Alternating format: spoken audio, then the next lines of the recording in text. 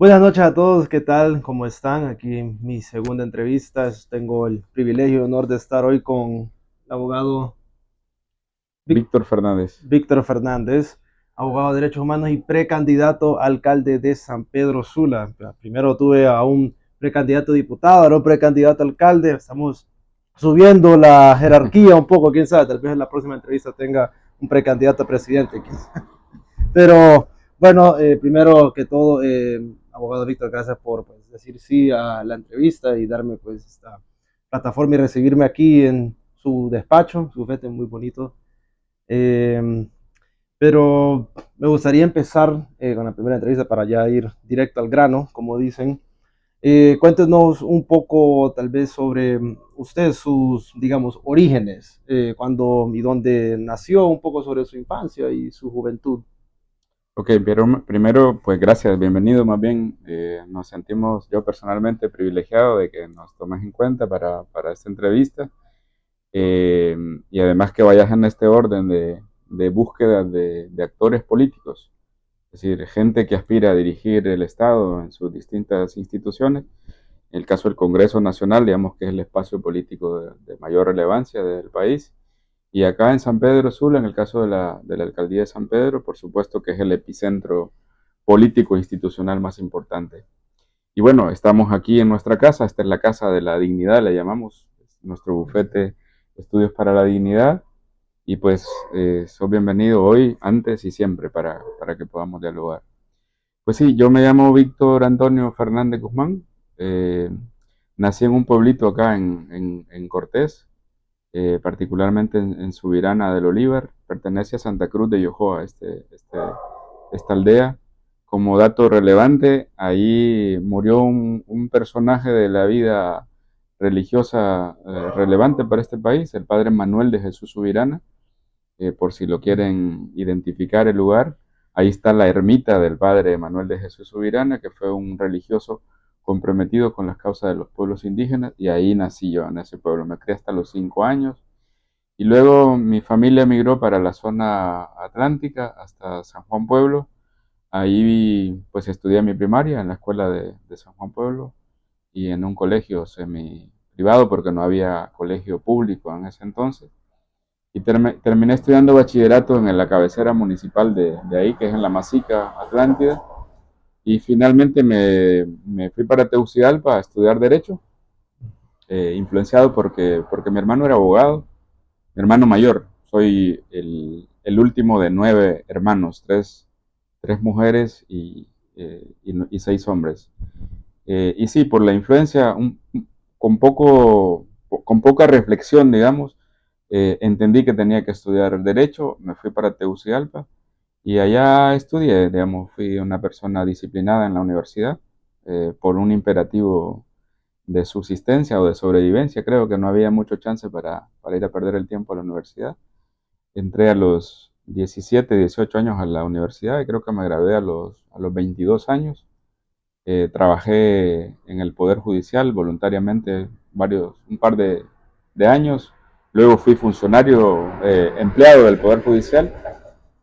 Finalmente quería ser defensor público porque me gustaba el tema de defender a la gente, pero no había mucho espacio en el Poder Judicial. Entonces concursé para ser fiscal y aprobé el curso en sus distintos niveles y me nombraron como fiscal.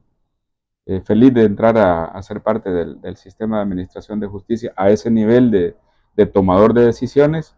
Y bueno, cuando uno entra al Ministerio Público, la autoridad tiene la facultad de asignarte a donde ellos quieran. Y me asignaron a San Pedro Sula en 1999.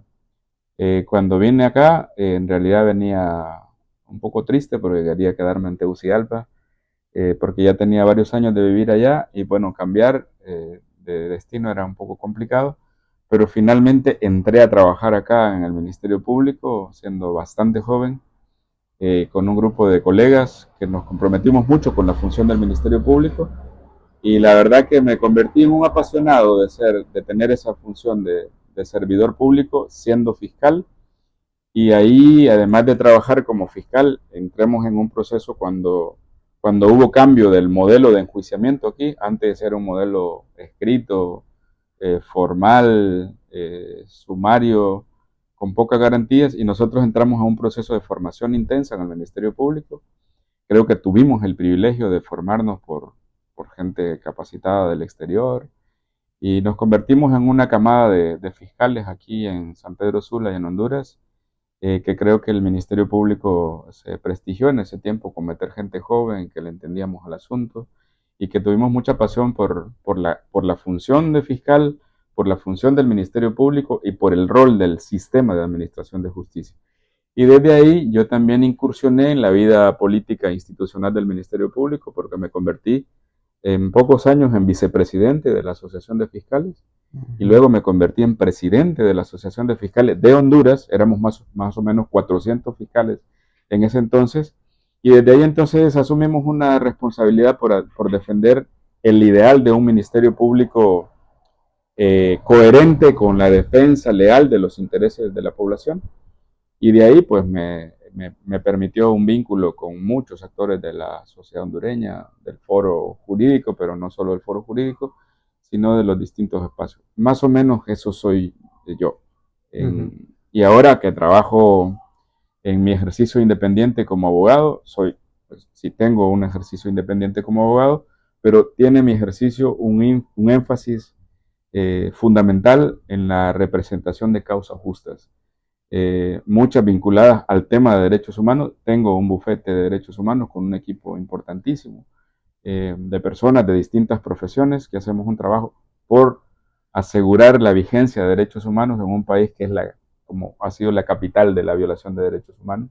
Entonces tenemos un espacio de trabajo muy importante, pero combinado con eso también tengo un ejercicio particular. Yo digo, represento a personas particulares, a empresarios honestos de esta ciudad y del país, en causas justas también, no solo vinculadas al tema de derechos humanos. Más o menos por ahí ando en mi quehacer.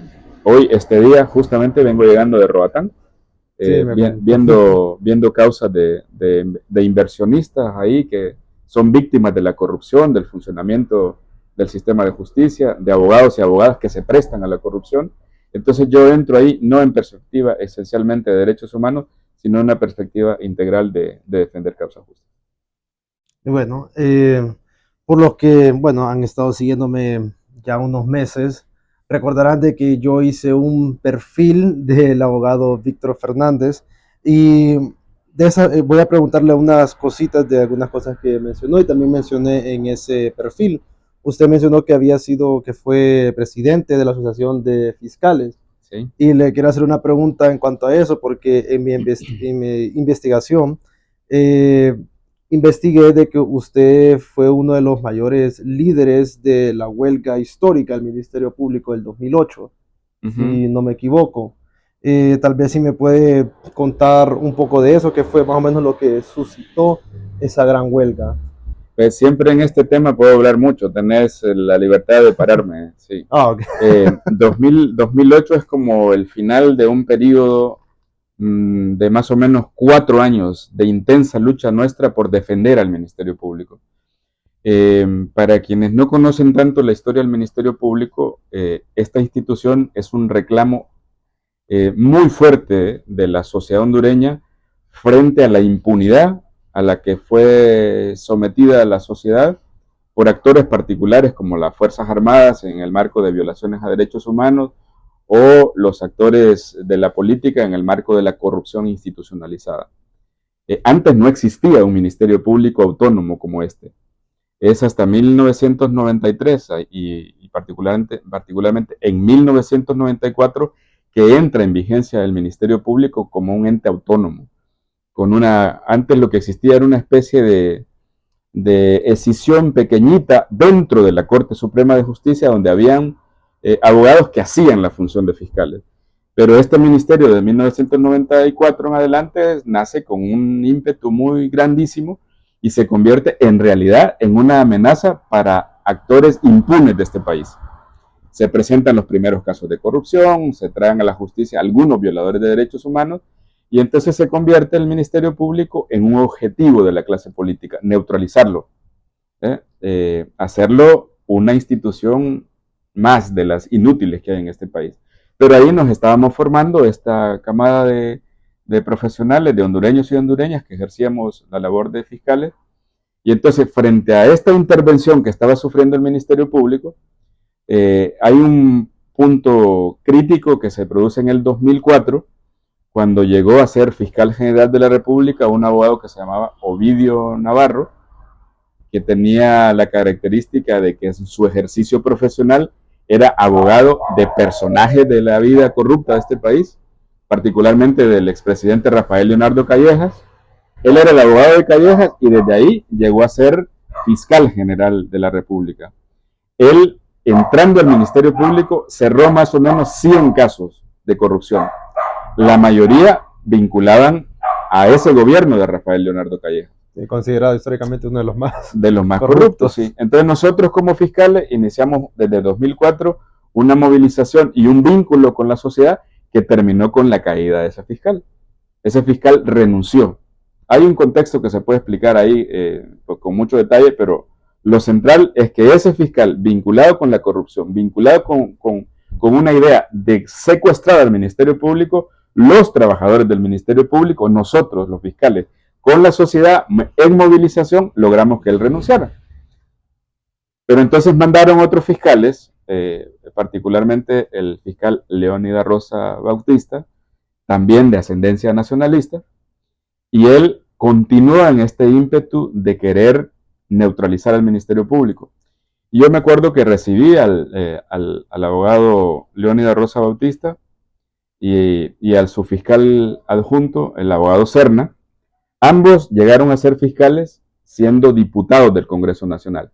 Tenían una prohibición absoluta para ser fiscales. Y me acuerdo que en la primera reunión yo le dije, mire, abogado Leónidas y abogado Serna, nadie desconoce que su nombramiento es irregular, es ilegal. Usted tiene una camisa roja y usted tiene una camisa azul. Eso va en contra de nosotros. Nos ofende a nosotros, pues. Pero claro, nosotros no tenemos poder para impedir que ustedes sean los fiscales. Lo que sí es que hoy que entran a esta institución se van a encontrar con gente como nosotros que conocemos la institución, pero no solo la conocemos, la queremos. Pero iniciaron una disputa con nosotros queriendo desarticular la asociación de fiscales y hacer el favor a los corruptos otra vez. Entonces nosotros seguimos un mecanismo de organizar los fiscales para que lucháramos en contra de eso, de organizarnos con la sociedad hondureña para luchar contra eso y denunciar, pero nos convertimos en el objetivo de esos fiscales. Claro. Y entonces, producto de eso, de toda la disputa interna, porque ellos efectivamente estaban conduciendo a la neutralización absoluta del Ministerio Público. Eso nos llevó a nosotros a la huelga. Es decir, ¿para qué queríamos para qué quería seguir siendo fiscal en una institución que estaba sirviendo abiertamente la impunidad, que no nos permitía trabajar? Entonces, la manera, y además se nos habían cerrado muchos espacios de denuncia, incluso en la prensa corporativa, porque la tenían controlada. La manera de irrumpir con la persecución contra de este trabajo de los fiscales, el secuestro de la institución y la imposibilidad de tener una denuncia fuerte nos llevó a la huelga de hambre de los fiscales que empezó el 7 de abril del 2008 y terminó el 14 de mayo del 2008. Estuvimos 38 días en ayuno.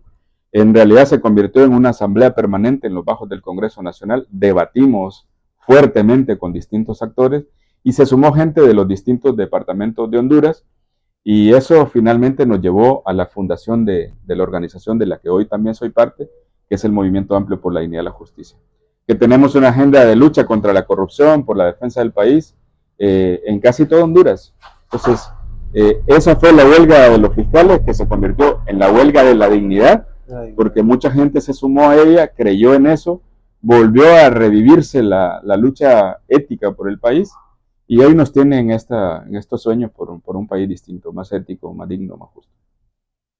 Increíble, sí. Increíble.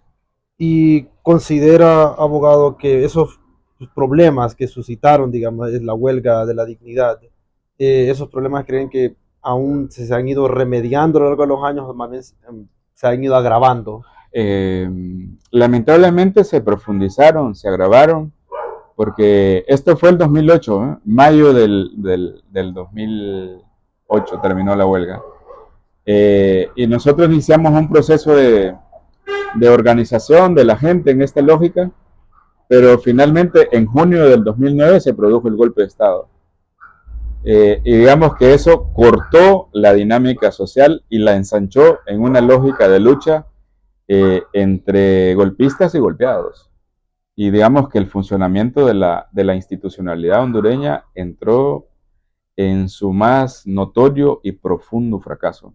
Porque eso es un golpe de Estado. Indistintamente si sea golpista o no sea golpista, lo que sí es cierto es que cuando se produce un golpe de Estado, lo que existe ahí es la materialización del fracaso del funcionamiento de las instituciones como forma de resolver las diferencias en el marco del Estado.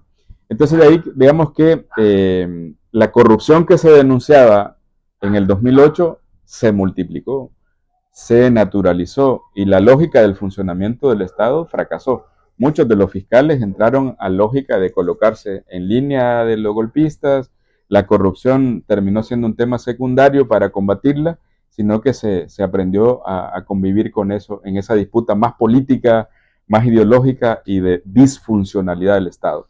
Entonces, ese fue un ambiente, si lo podés seguir, de 2009 hasta 2021, de un ascenso escandaloso de la corrupción, eh, que finalmente terminó aglutinando a la sociedad en una determinación de parar ese periodo, que es el que lleva a la derrota del Partido Nacional en el 2021, que yo insisto, eso es más que el triunfo del Partido Libre, es la derrota de la lógica corrupta del Partido Nacional, porque todos nos aglutinamos para cortar ese periodo.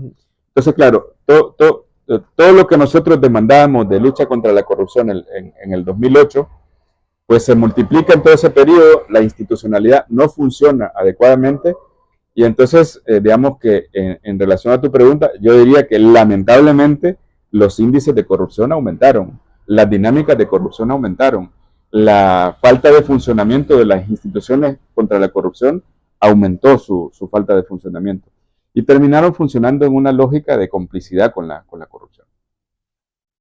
Dice, y ahora veo como, bueno, por lo que veo es como cada fiscal, cada administración ahora tiene, siempre dicen, el fiscal de este partido, el fiscal de este partido. No hay, la verdad, una justicia independiente, verdaderamente. Y que siempre fue así, ¿sabes? Digamos, lamentablemente la política lo decide todo, por lo menos a nivel institucional. Pues porque ¿cómo funciona el Ministerio Público?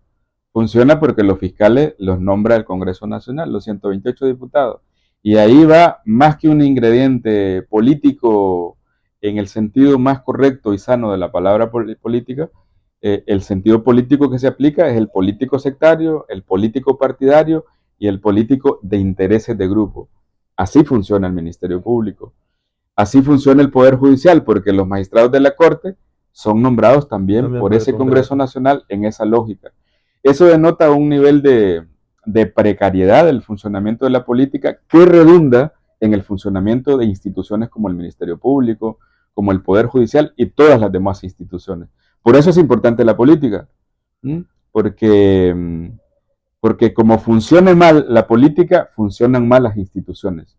Entonces nosotros tenemos un fracaso en el modelo político y eso redunda en un fracaso del modelo institucional de sociedad y de Estado que estamos teniendo.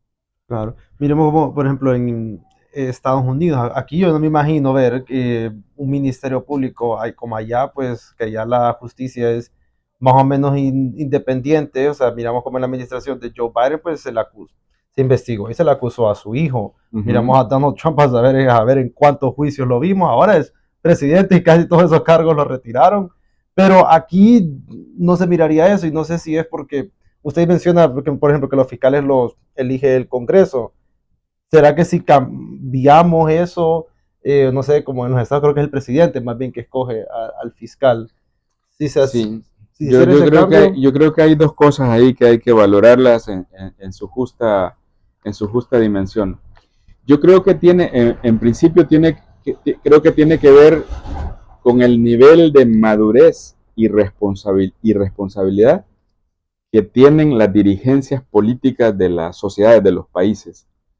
En Estados Unidos yo creería que el elemento positivo que hay es que hay una especie de funcionamiento con suficiente madurez y responsabilidad de la institucionalidad. Porque los políticos pareciera que funcionan igual, ¿no te parece? Yo lo puedo leer exactamente ahora, en estas últimas elecciones en los Estados Unidos. El presidente Joe Biden salió de su cargo e indultó a su gente por adelantado. Ahí tenés un político con un pésimo ejemplo para nosotros, para los políticos hondureños. Porque diría, si lo hace el presidente de los Estados Unidos, ¿por qué no lo vamos a hacer nosotros? Yo no creo que toda la sociedad de los Estados Unidos esté de acuerdo con eso, ni la gran mayoría de funcionarios de los Estados Unidos, porque seguramente ahí hay una carrera de los funcionarios públicos que no habrán de sentirse orgullosos de eso, porque eso desprestigia a esta sociedad que se supone que es la democracia más sólida del mundo. Sí. Y en segundo lugar, si ves al presidente electo, el presidente Donald Trump, pues es una persona que no solo fue procesada, está condenada por la comisión de delitos. Entonces, el ejemplo de político, digamos, me parece que no es el mejor en el caso de los Estados Unidos, y mucho menos para nosotros. Lo que creo que hay ahí es una práctica política más institucionalizada, más respetuosa de los valores de la democracia. Pero como ejemplo de político, esos son pésimos ejemplos. Pero yo sí creo que hay que revisar el modelo de elección de los cargos de fiscal. Creo que debe mejorarse la participación de la ciudadanía en la elección de esos cargos. Yo creo que a mayor participación de la ciudadanía, a mayores controles decisivos de la sociedad, yo creo que habría más respeto por parte de los funcionarios, ya sean fiscales, jueces o de otros cargos de segundo piso que se eligen en instituciones como el Congreso Nacional.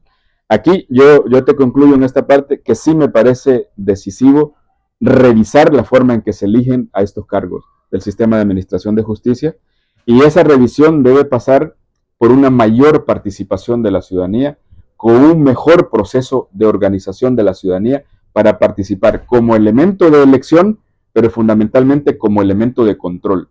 Yo aquí me parece determinante que estos cargos pasaran a revisión regular. Es decir, porque el problema es que te nombran como fiscal y pareciera que tenés un cheque en blanco por los 5 años que dura el cargo de fiscal. O si te nombran de magistrado, aunque seas el peor magistrado, tenés 7 años para ser magistrado y ahí estás petrificado en eso. Yo creo que debe haber una especie de mecanismo revocatorio o de revisión de esos cargos. Que como censores o algo exactamente, así. Que en un periodo determinado se revisen, 1 año, 2 años, a ver si están funcionando de manera correcta, y si no, lo sometemos a revisión. Y eso es importante en toda democracia. Tiene que ver con la democracia participativa, que es el elemento central de la democracia, según la Constitución hondureña. Bueno, no, pues podríamos hablar de este tema. Por eso te digo que sobre estos temas pues, tenés que pararme, porque pues sí son mis temas. No los conozco porque los he estudiado, los conozco más porque los vivo. Los ha vivido, sí. No. Sí. No, pero estamos haciendo en la libertad de expresar de todo lo que quieras. Esa es la temática de mis entrevistas. Aquí no hay limitaciones de tiempo ni nada de eso. Ahora, después de su carrera de fiscal, pues su carrera profesional, pues la ha dedicado ya a la lucha por los derechos y protección de los grupos más vulnerables y marginalizados del país. Me gustaría que tal vez nos contara tal vez algunos de sus momentos que usted consideraría los más destacados o los que se siente más orgulloso de su carrera. Mira, yo fui fiscal de derechos humanos aquí primero en San Pedro. Estuve asignado para representar a víctimas de violaciones a derechos humanos, y yo tengo en memoria casos importantes de abusos de autoridades acá en San Pedro, particularmente de autoridades policiales,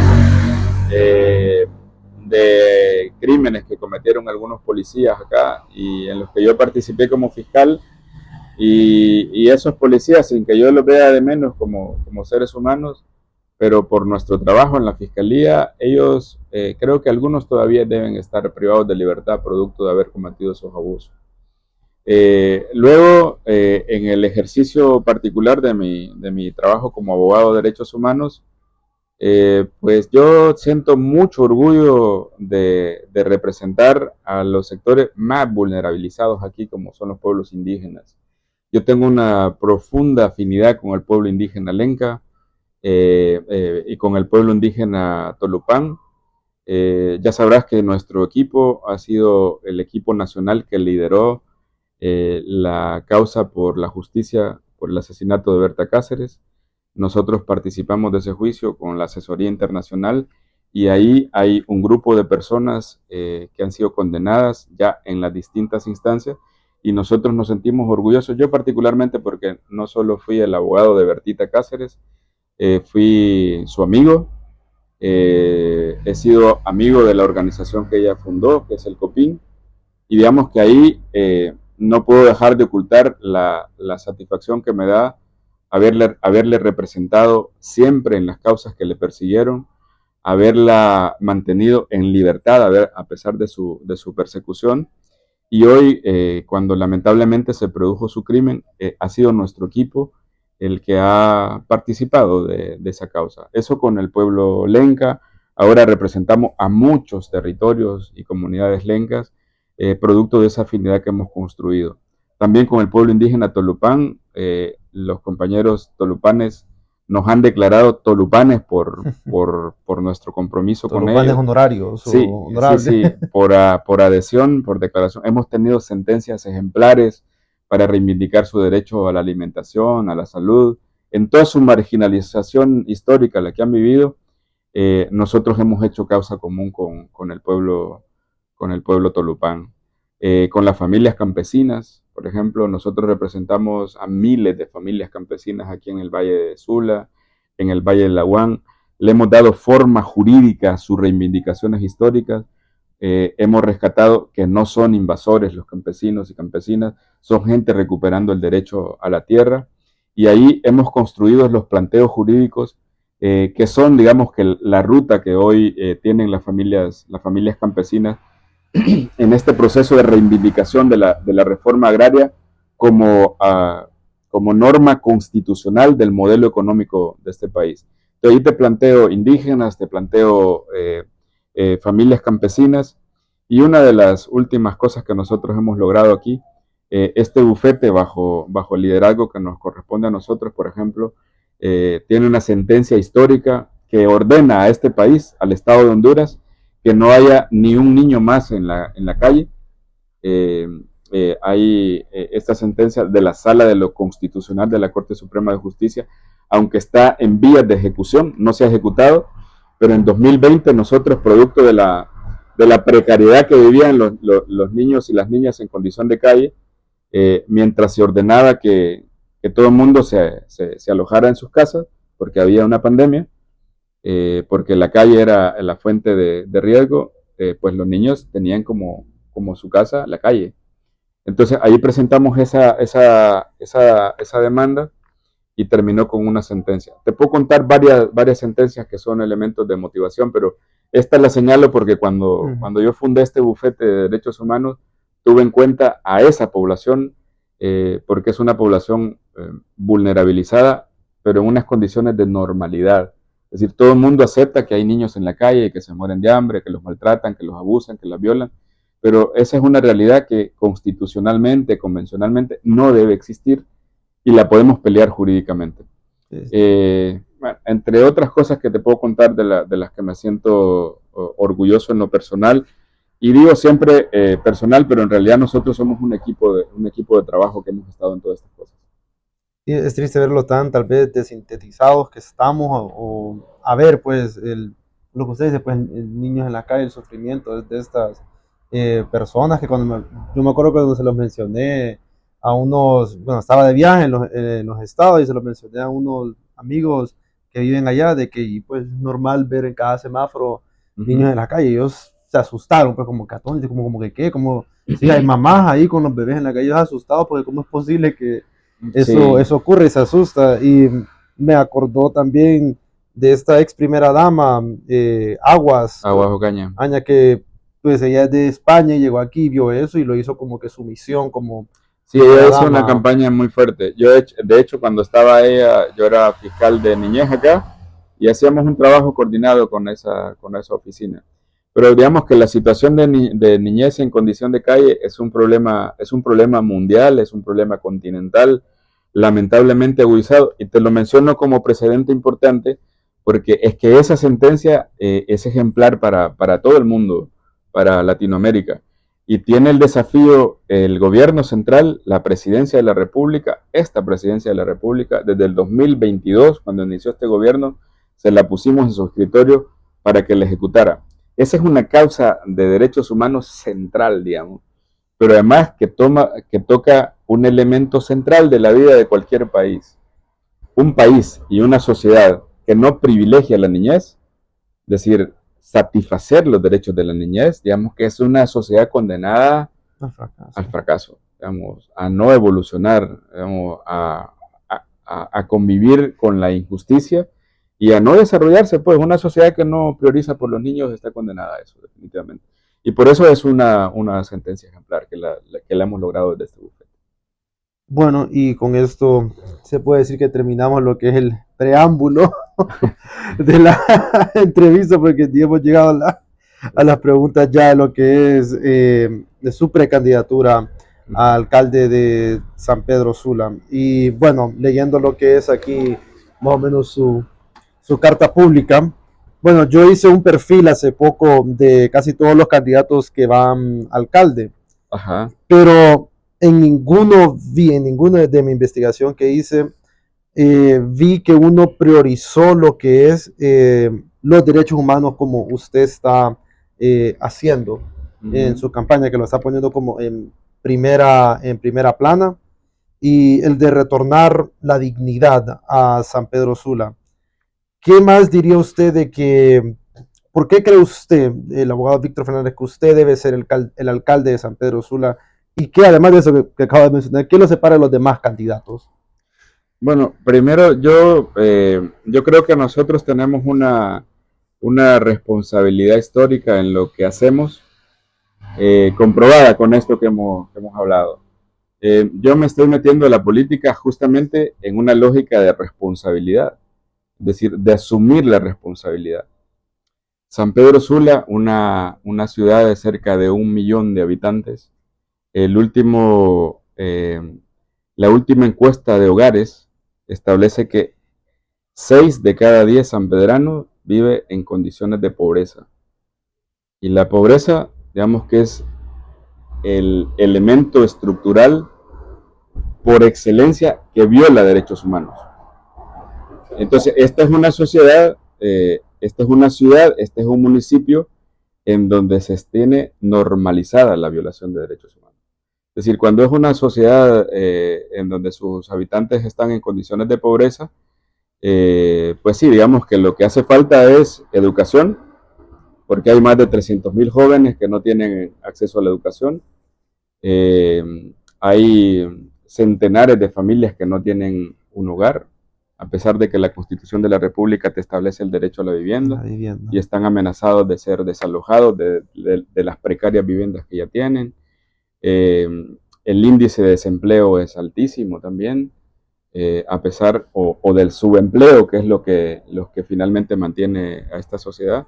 El acceso a la salud también es precario. Entonces, nosotros entendemos que nuestro proyecto en realidad es una alternativa para un municipio como San Pedro Sula, porque por nuestra ejecutoria, por nuestra historia, todos nuestros equipos tendrán como tema central convertir a San Pedro Sula en una sociedad, en un municipio, en una sociedad con derechos para todos. Ese sería el tema central de nosotros y de hecho es el elemento cualitativo.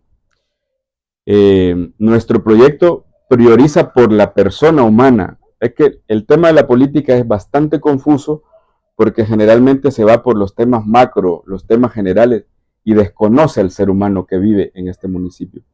Entonces yo digo que esta es una característica que nos distingue de los demás por el compromiso que tenemos esencialmente por la gente como prioridad. Cuando se desarrollan las personas, se desarrollan las sociedades. Es decir, no podemos empezar por lo macro, por la infraestructura y por un montón de cosas, desconociendo las condiciones que tiene la gente. Ese es el elemento cualitativo. Y además yo creo que a nosotros nos distingue la integridad en el proyecto. Nuestro primer tema en esa carta que hicimos pública el 11 de diciembre, nosotros nos estamos comprometiendo con San Pedro Sula con tener una administración absolutamente transparente, es decir, una administración abierta a la ciudadanía.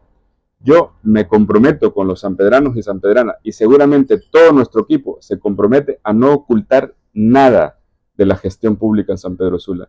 No tenemos nada que ocultar porque pues nosotros no estamos entrando a la política entendida como negocio, el lugar en el que nos vamos a enriquecer, porque no, nuestra vida no está motivada por enriquecernos, está motivada por el servicio. Las últimas 2, 3 décadas de vida de nosotros y la gente que integra nuestro equipo está al servicio de la gente. Entonces no tenemos nada que ocultar.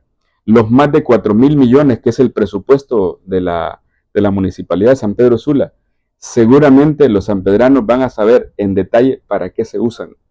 Es decir, no como lo que estamos viendo ahora, es decir, si entras a pedir el presupuesto y cómo se ejecuta, no lo encontrás hoy día. Es decir, no tener el desglose de la ejecución de presupuesto, porque quienes están dirigiendo la corporación de San Pedro Sula, en lugar de políticos para hacer buena política, funcionarios municipales para servir, en realidad lo que tienen ahí adentro y han tenido históricamente es una empresa de negocios particulares, de ellos o de quienes los han nombrado. Entonces, esa es nuestra carta de garantía, la transparencia, el compromiso histórico por los derechos humanos y, por qué no decirlo, la capacidad que venimos construyendo toda la gente que de distintas disciplinas estamos incorporadas en el proyecto. Y el elemento más destacado de nuestro proyecto, que nos va a distinguir de cualquier participante en este proceso electoral, es que nosotros estamos contando con la gente. En nuestro proyecto van a participar personas de los 21 sectores de San Pedro Sula. Estamos construyendo el programa de gobierno a partir de la realidad concreta de los 21 sectores de San Pedro Sula, pero no porque yo me lo sé, no solo porque yo lo conozco, sino porque estamos integrando a la gente de todos los sectores, de los 4 puntos cardinales de la ciudad y de los distintos gremios que integran el tejido social de esta ciudad. Es decir, nuestro proyecto, nuestro programa no es un proyecto antojadizo, no tiene que ver con la vanidad nuestra, con la mía, mucho menos, sino que tiene que ver con recoger las más sentidas necesidades de esta ciudad y de este municipio directamente de quienes lo están sufriendo. Y por eso nos estamos recorriendo el municipio, desde el Merendón hasta la zona más baja de la zona de Rivera Hernández, hasta Chamelecón, Cofradía, pero no estamos haciendo turismo político, estamos hablando con la gente y recogiendo sus vivencias, sus necesidades, para convertirlas en el programa de gobierno que nosotros vamos a proponer y que vamos a defender el 30 de noviembre, que son las elecciones, pero fundamentalmente después del 30 de noviembre, cuando nos convirtamos en las autoridades municipales que nos va a elegir el pueblo de San Pedro Sula. Bueno, abogado, en su última respuesta mencionó varios temas o ejes de los que quiero más bien preguntarle relacionados a lo que es su candidatura a alcalde. Tocó un poco lo que es la educación, la salud, el medio ambiente, también el desarrollo económico y empleo, al igual que la transparencia en su gestión como alcalde. Tal vez con una pregunta, la pregunta que le quiero hacer, y estaba más, voy a matar, digamos, como 2 pájaros de un tiro, porque también está relacionado un poco, no solo a la educación, sino que a la seguridad y crimen, que es otro de los temas. Y esta es, ¿qué programas tiene en mente? Pero creo que la escuche. Y ¿qué programas tiene en mente para ayudar, digamos, a los jóvenes en riesgo social? Y la razón por la que hago esta pregunta primero es porque ha sido comprobado en estudios que han hecho en Estados Unidos de cómo actividades así extracurriculares y todo más bien son un mecanismo que puede ayudar a la juventud a, digamos, a no unirse, digamos, a lo que es a una mara, más bien los aleja de ese estilo de vida, así unirse pues al crimen, como estos programas pueden ser bien beneficiosos para ellos. Entonces, no sé si usted tiene alguno en específico para, o qué estrategias tiene, digamos, para fomentar programas así para la juventud o jóvenes en riesgo. Sí, primero aquí hay una definición legal de jóvenes en riesgo social. Siempre se piensa que los jóvenes están en riesgo social porque están en una situación particular que los vincula, sí, con comportamientos antisociales, como se le dice, o que han cometido infracciones y ya digamos que tienen ese calificativo. Hay, digamos que los enfoques en tema de comportamientos antisociales, criminales, van siempre por dos vías. Uno puede tener un mecanismo efectivo de represión de ese tipo de conductas de los jóvenes o de los adultos en situación de riesgo, o poder desarrollar estrategias de prevención. Y yo creo que estas cosas necesitan la combinación de esos dos elementos. Y por eso cuando nosotros planteamos que San Pedro Sula sea una ciudad y un municipio de derechos, te garantiza eso. Es decir, si los y las jóvenes en realidad están desarrollándose como jóvenes, si están estudiando, si tienen espacios de recreación, no como regalo ni como tráfico con sus necesidades, sino como parte de una política natural de este municipio, de este país, que así debería ser. Digamos que eso es garantía para que la juventud no caiga en situación de riesgo. Pero aquí yo lo que quiero insistir sobre esto, yo tengo idea y nuestro equipo tiene idea cómo intervenir en este tipo de cosas, ofreciendo estas oportunidades. Yo creo que lo más importante en este tema de cómo abordar los factores de riesgo para que las juventudes se involucren en comportamientos ilícitos o sean juventudes sin oficio, como se dice normalmente, pasa porque la comunidad en la que viven participen de la construcción de esa alternativa. Yo creo que un elemento que no ha terminado de favorecer al hecho de que los jóvenes no entren en esa situación de riesgo es que muchos de los programas que se han creado, porque han habido programas, son programas verticales. Es decir, los piensa alguien desde arriba, muchas veces desde afuera.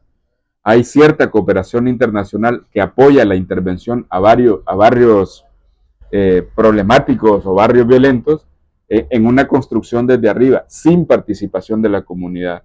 Sin participación de la comunidad, de los padres, de las organizaciones, de los sectores, digamos que esos programas no se sostienen. De hecho, en estos programas de pacificación de los sectores violentos, las canchas que se han construido, los centros de recreación que se han construido, han terminado siendo centros solitarios, porque no se pensaron ni se construyeron con la gente. Para mí, el factor de participación de la comunidad en todo su tejido social es fundamental para que sea una construcción colectiva en la definición del programa, pero particularmente en el sostenimiento del programa. Y eso, fíjate que en la idea que nosotros tenemos, te va a cubrir otros factores.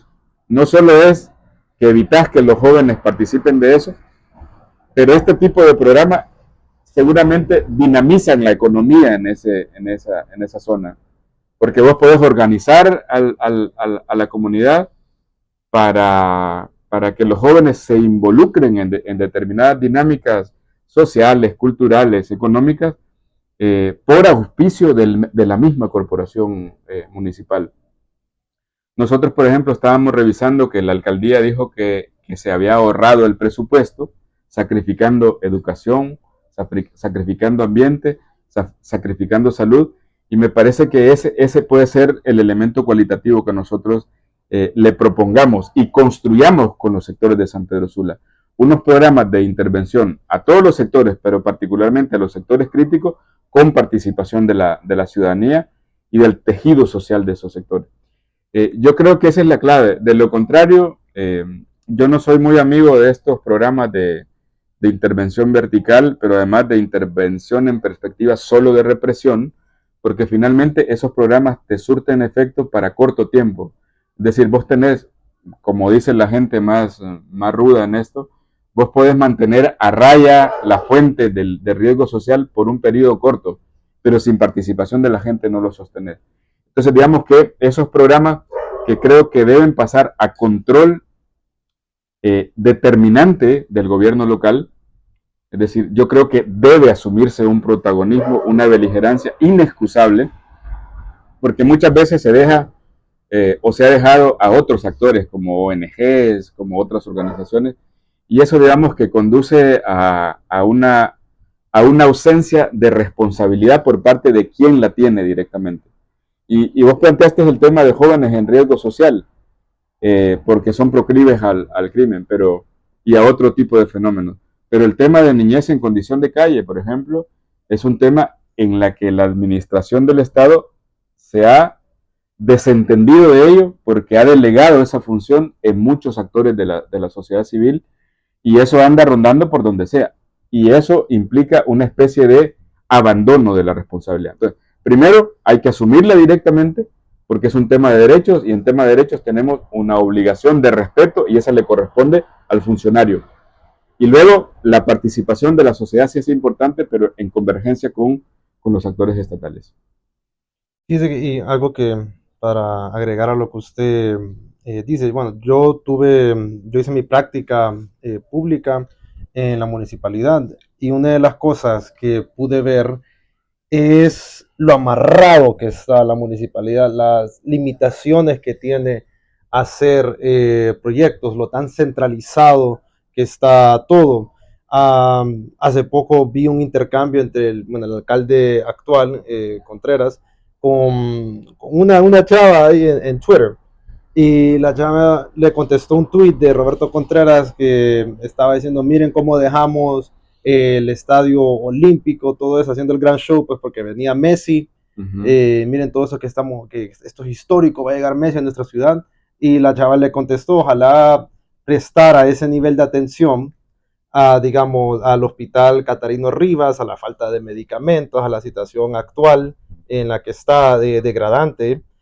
Y Contreras le contestó de que lastimosamente yo no puedo hacer nada por el hospital Catarino Rivas porque esa es función Del gobierno netamente central. del gobierno central. Entonces, si hay falta de medicamentos y todo esto, pues yo no puedo hacer nada porque si trato de hacer algo, me zampa el Ministerio Público abuso de autoridad porque no están mis facultades poder hacer esto. Y ahí es donde se puede ver, digamos, eso cómo está amarrado el alcalde, tanto que pudiera hacer el alcalde, digamos, en otros temas de, digamos, de seguridad, cómo combatir la extorsión y todo esto, pero uno ve, como le digo, está tan limitado la función del alcalde y es frustrante, la verdad, porque claro, hasta para hacer, digamos, escuelas, yo me acuerdo que, bueno, ¿y por qué no solo, porque solo estamos pidiendo fondos o donaciones para escuelas preescolares?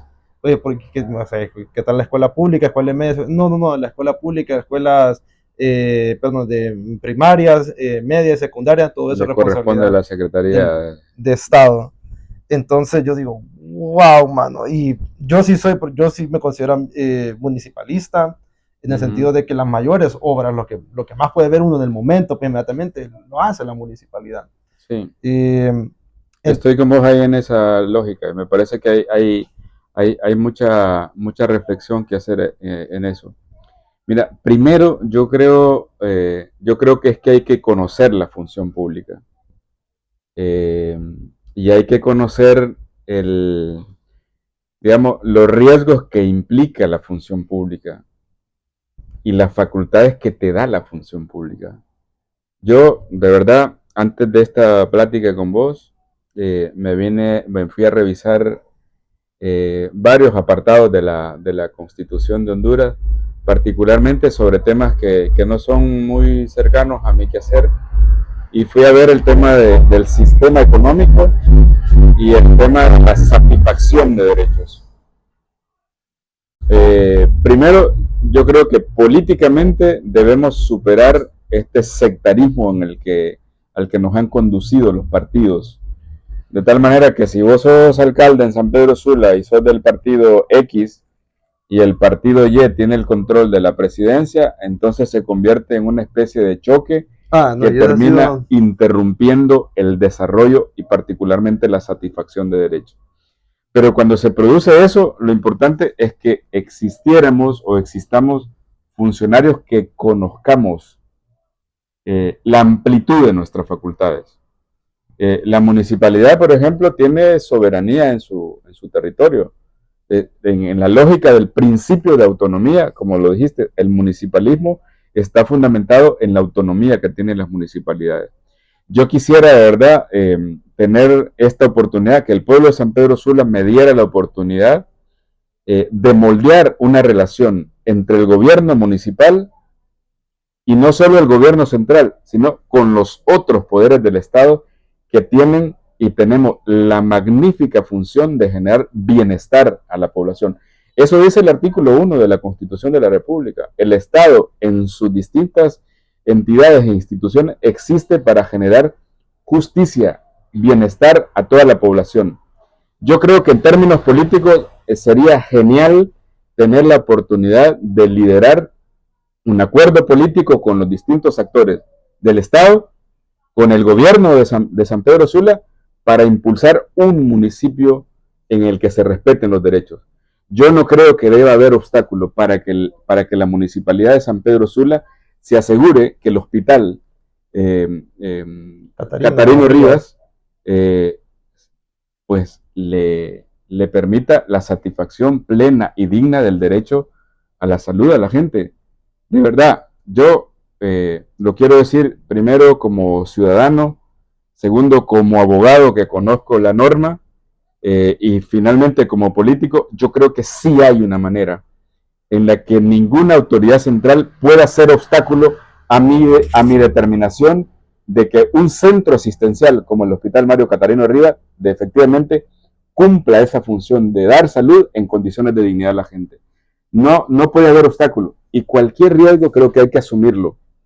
Es decir, nadie que sea alcalde o funcionario municipal aquí debería sentirse satisfecho de las condiciones en las que se está brindando salud. Y deberíamos tener la beligerancia, si querés, primero de liderar políticamente la relación con ese espacio que se llama Hospital Mario Catarino Rivas y su dirección nacional.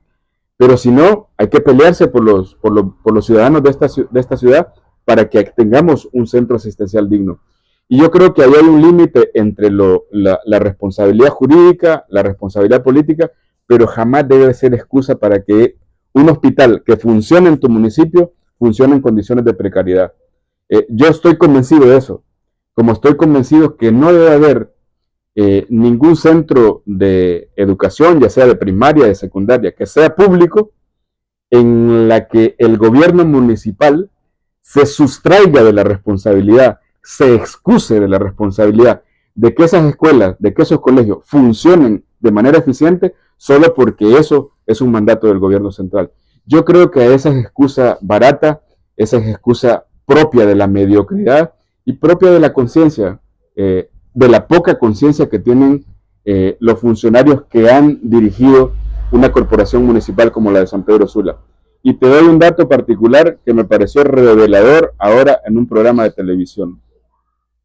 Estaban diciendo ahí que en el marco de las elecciones internas están contabilizados muchos centros de votación, que son escuelas y colegios de aquí de San Pedro Sula, que no tienen energía y que no tienen servicio de internet.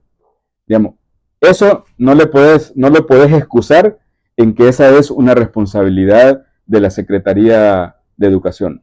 Yo, de verdad, paladinamente creo, y creo que nos podemos comprometer a que aquí en San Pedro Sula, en una gestión como la nuestra, que tiene perspectiva de derechos, ningún centro de educación puede dejar de tener energía ni acceso a internet, porque eso digamos que nos retrata como una sociedad o como un municipio que no prioriza por el desarrollo. Entonces, digamos, entraste desde la niñez a la salud, a la educación, para volver al tema de las responsabilidades que tiene el gobierno municipal. Y cuando de derecho se trata, ahí digamos que la Constitución de la República, que es la norma prioritaria, te da una especie, no de facultad, te da un mandato imperativo para que asumas la responsabilidad de satisfacer esos derechos. Yo estoy convencido que eso es posible. Yo estoy convencido de que estos elementos básicos, como la salud, como la educación y la justicia, perfectamente con un liderazgo beligerante desde el gobierno municipal de San Pedro Sula, con la capacidad económica que tiene esta corporación municipal, con la cantidad de fondos que se recauda en concepto de impuestos. Creo que somos la ciudad que más pagamos impuestos. Yo creo que sí hay condiciones de hacerlo. Y lo que creo que hay y ha existido hasta ahora es falta de voluntad y en cierto modo falta de capacidad, de comprensión de tu facultad y de las obligaciones que te otorga el ordenamiento jurídico. Yo lo asumo esto como un desafío, un bonito desafío, porque hasta ahora, por ejemplo, nosotros nos dedicamos a reclamar el cumplimiento de esos derechos.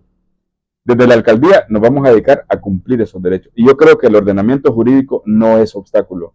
Yo creo que esa es excusa barata de quienes tienen una función, digamos, privilegiada de ser alcaldes o regidores en esta municipalidad, pero en realidad, más que ser alcaldes o regidores, más que ser servidores, están dedicándose a otro asunto. Por eso vivimos en condiciones de subdesarrollo. Pero eso me parece que en una ciudad como San Pedro Sula, habiendo hecho el estudio preliminar de cómo funciona, son situaciones que en un tiempo corto perfectamente se pueden superar.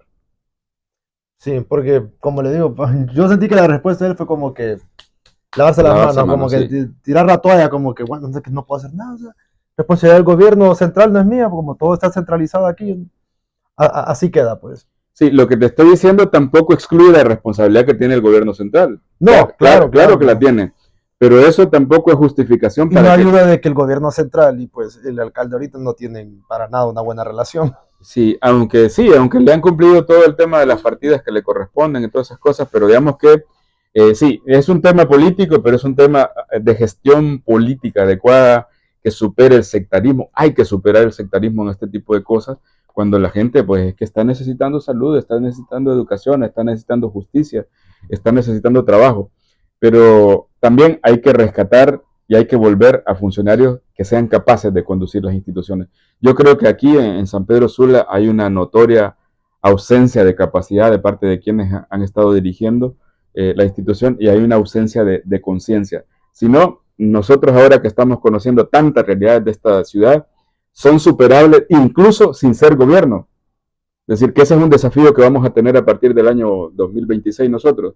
Impulsar procesos de desarrollo indistintamente si estés o no estés en el gobierno local.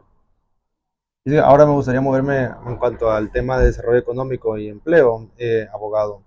Si ha pensado tal vez en estrategias que tiene para atraer inversión y generar empleo en San Pedro Sula y cómo tiene planeado apoyar a los emprendedores y pequeños negocios de la ciudad. Uh-huh. Yo estaba reflexionando a partir de San Pedro Sula y a partir del país y a partir de Latinoamérica y a partir del mundo. Yo creo que en términos económicos, los municipios, el país, los países, debemos aspirar a tener unas condiciones básicas que te permitan la soberanía, ¿sabes? Es decir, que te permitan existir a pesar de cualquier decisión y mejorar el sistema productivo en un municipio como San Pedro Sula, a mí me parece no solo que es una facultad, un deber del gobierno municipal, sino que es que San Pedro Sula tiene esas condiciones. Eh, por ejemplo,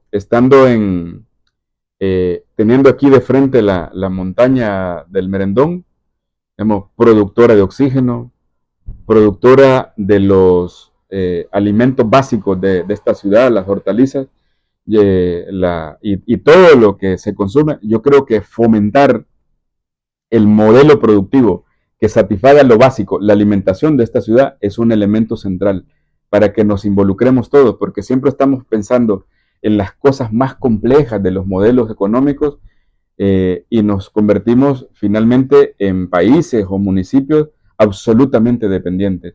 Yo creo que poder fomentar el empleo fomentando un modelo productivo que satisfaga los elementos básicos como la alimentación acá. Y eso, digamos, pasa por organizar la gente en el modelo productivo. Y luego yo creo que cómo se estimula, siempre estamos pensando en cómo estimular la inversión extranjera. Está bien, hay que estimularla. Y el estímulo de la inversión extranjera pasa porque aquí hayan condiciones de seguridad jurídica. Es decir, pasa porque aquí los procedimientos para constituir sociedades mercantiles sean más ágiles.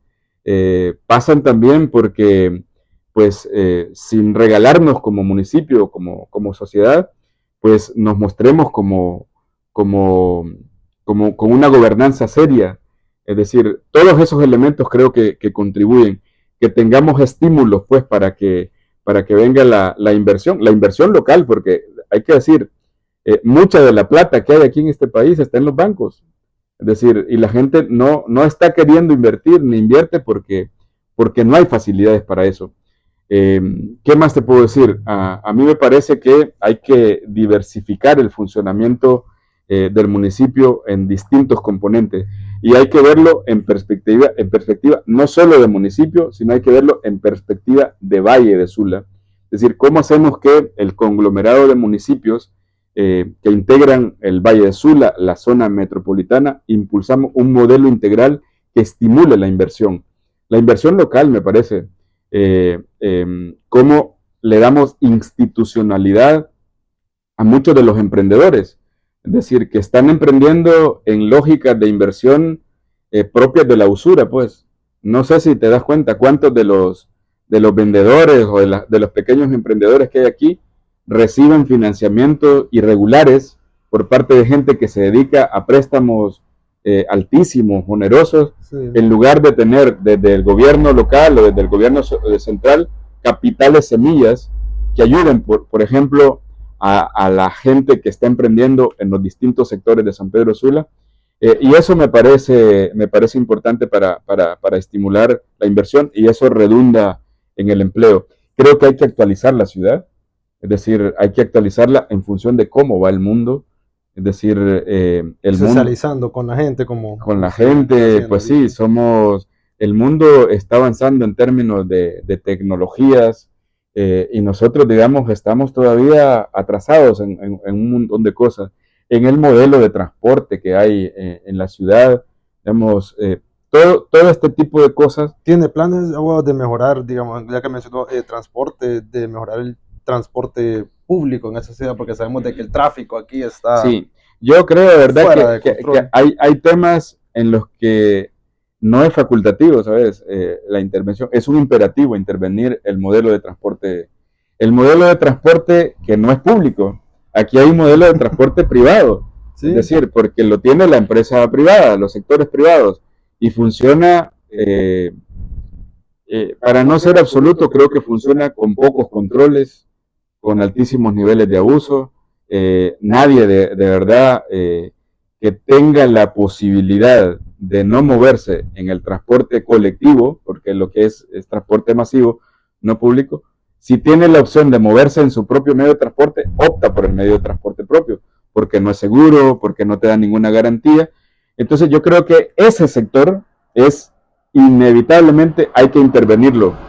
Yo no digo para violentar los derechos de quienes se dedican a ese rubro, sino para eficientarlo y para madurar la posibilidad de que el gobierno local tenga una intervención decisiva en eso.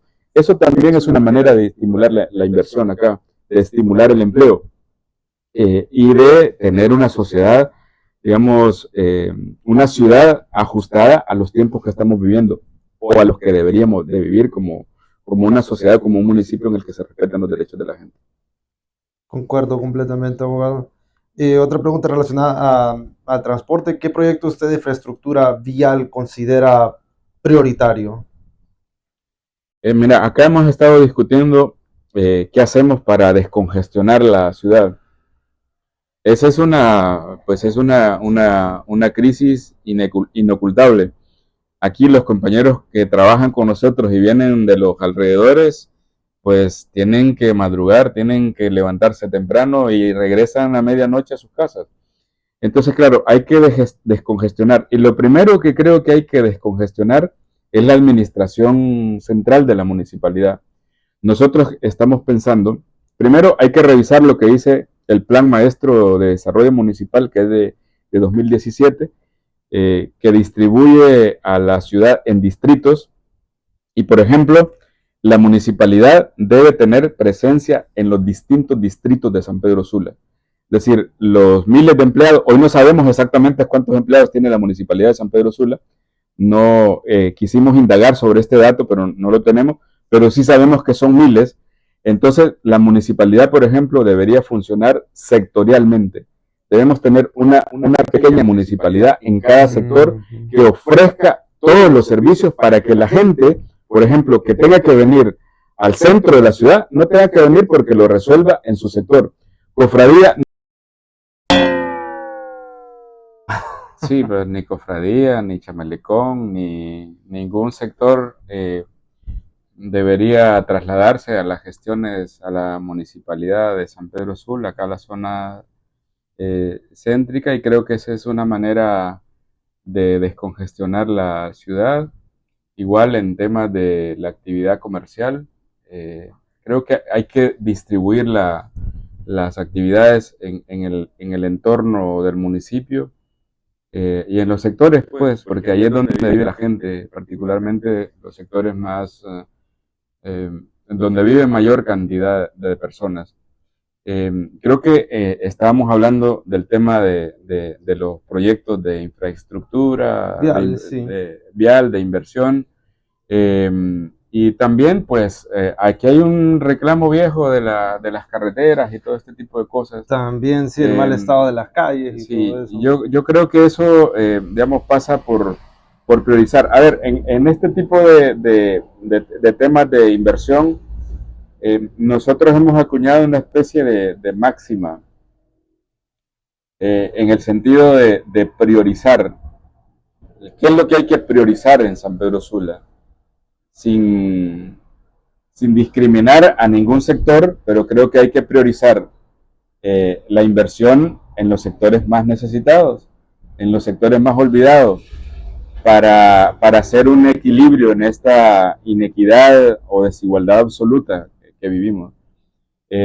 Si nosotros que estamos aquí en la parte alta de San Pedro Sula, pues sí, esta zona se puede parecer a cualquier parte del mundo desarrollado, pues, pero si te bajas unos kilómetros acá en la parte baja o en la parte alta de San Pedro Sula, ahí te puedes ir, te puedes situar en la zona más empobrecida del mundo.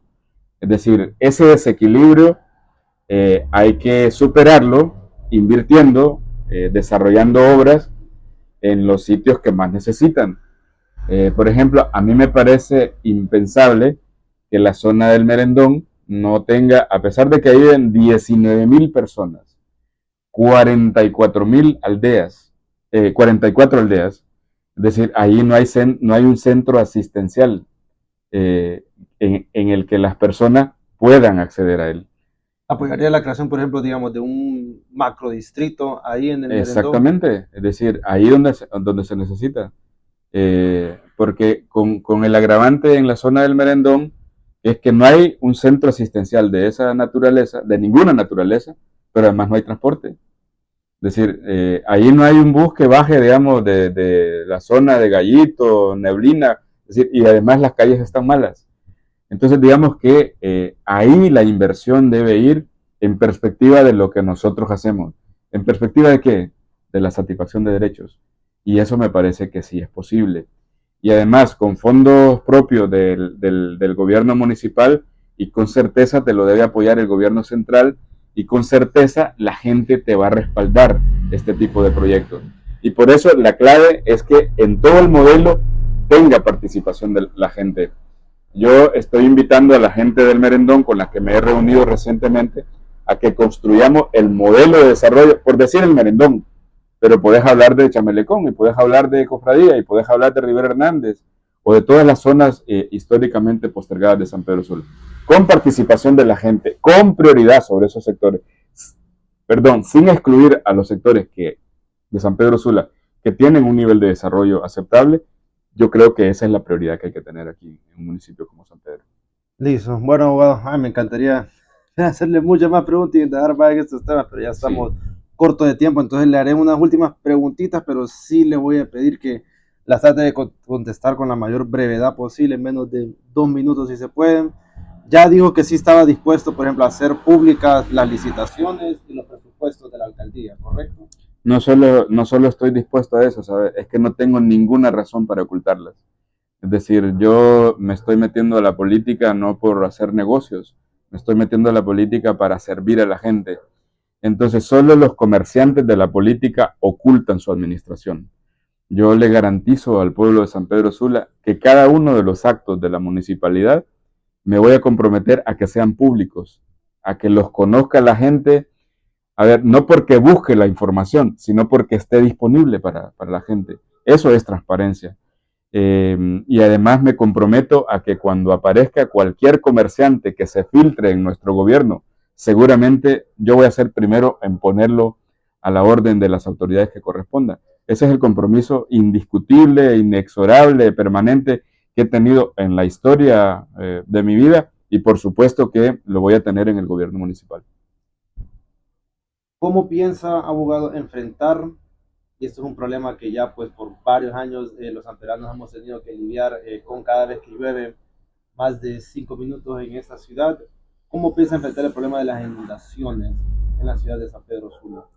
Mira, yo conociendo el tema de las inundaciones, hay lugares que aquí son y van a ser inundables siempre. El problema es el modelo habitacional que hay en esos lugares es totalmente incompatible con el lugar en el que están. Yo creo que hay un tema de administrar una crisis ambiental propia de la vulnerabilidad que tenemos con nosotros. Entonces, tiene que ver con saber administrarla y tiene que ver con saber plantear las alternativas junto a las comunidades. Nosotros hemos ido a la zona de Rivera Hernández, que se llama Cristo Viene, es la parte más baja de San Pedro. De hecho, hay una especie de suampo o ciénaga casi a donde están las últimas casas. Y las casas están construidas a ras de suelo. Es decir, ese modelo habitacional es absolutamente incompatible para eso. Entonces, yo creo que esa es una manera de abordarla. Hay proyectos también de canalización de la lluvia que ya están pensados, que ya fueron construidos y hay que implementarlos en esa lógica. Yo no creo, por ejemplo, que este tema de seguir construyendo bordos para hacer negocio de algunos empresarios sea el expediente al que hay que recurrir siempre. Yo creo que necesitamos pensarnos mejor la ciudad.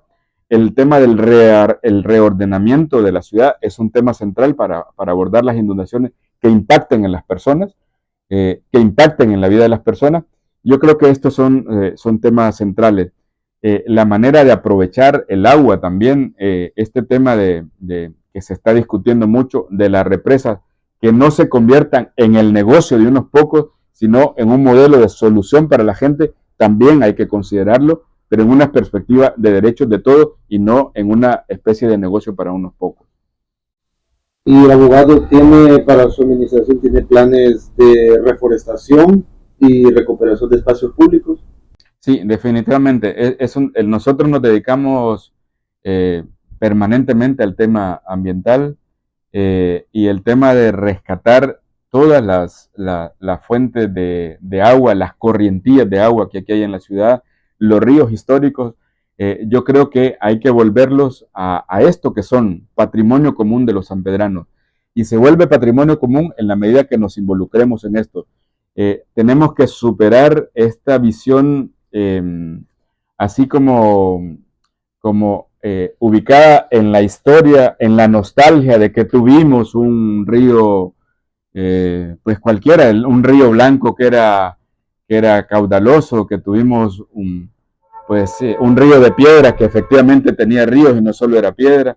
Yo creo que eso lo podemos priorizar y podemos rescatar la identidad de los sanpedranos a partir de todos estos procesos de reforestación que hay que hacer en todas estas zonas que hay que rescatarlas pues en la vida que todavía tienen aquí en San Pedro Sula.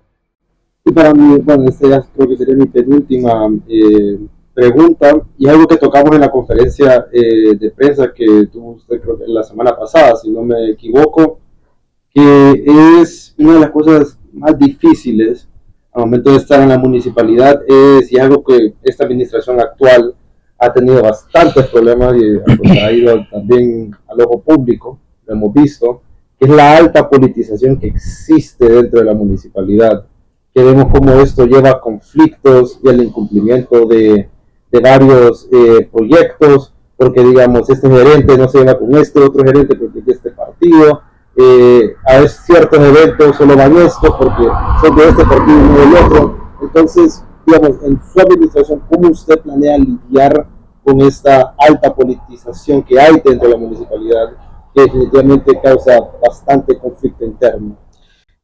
Fíjate que yo creo que ni siquiera para una sola administración, sino que para la administración permanente de la Corporación Municipal de San Pedro Sula, creo que es un imperativo hacer un estudio de, de la burocracia que hay en la municipalidad de San Pedro Sula.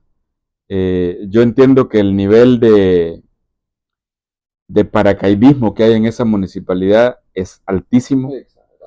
Entiendo que la estructura organizativa de esa municipalidad es un elemento de mucha presión para cualquier gobierno local y eso hay que objetivarlo a través de un estudio de las necesidades de personal que tiene la municipalidad y de lo que no necesita. Y claro, eso tiene una carga política muy grande, una carga de intereses muy grande, pero creo que lo primero que hay que hacer es objetivar la carga laboral que necesita la corporación municipal y plantearla a la comunidad de San Pedro Sula y decirle, mire, San Pedro, la corporación municipal de San Pedro Sula funciona con esta cantidad de personal, pero objetivamente debe funcionar con esta cantidad de personas. Y ahí hay que iniciar un proceso para que funcione con el personal que necesita la municipalidad de San Pedro Sula. Y con la gente que no se necesita, seguramente hay que buscarle una opción laboral.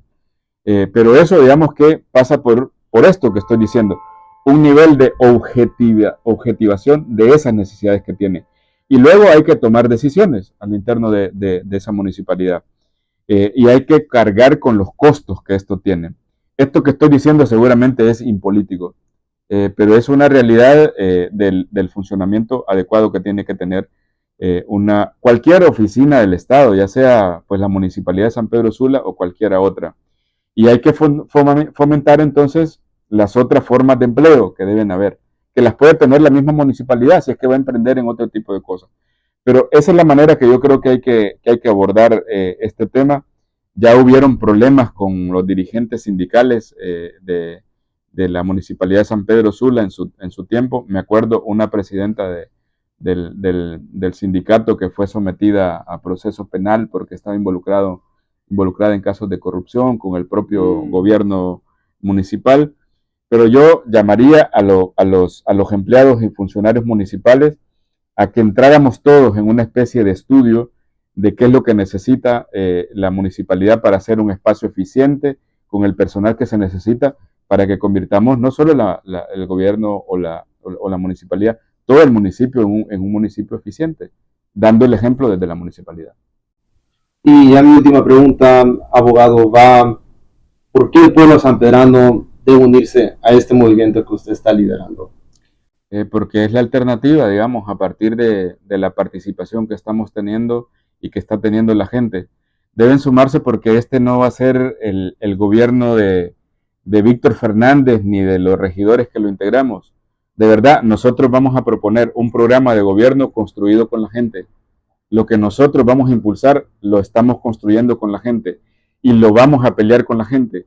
Ese es el elemento de transformación. Y porque lo que nosotros estamos impulsando no está comprometido con ningún actor político, histórico, ningún actor económico vinculado a cosas ilícitas de la ciudad.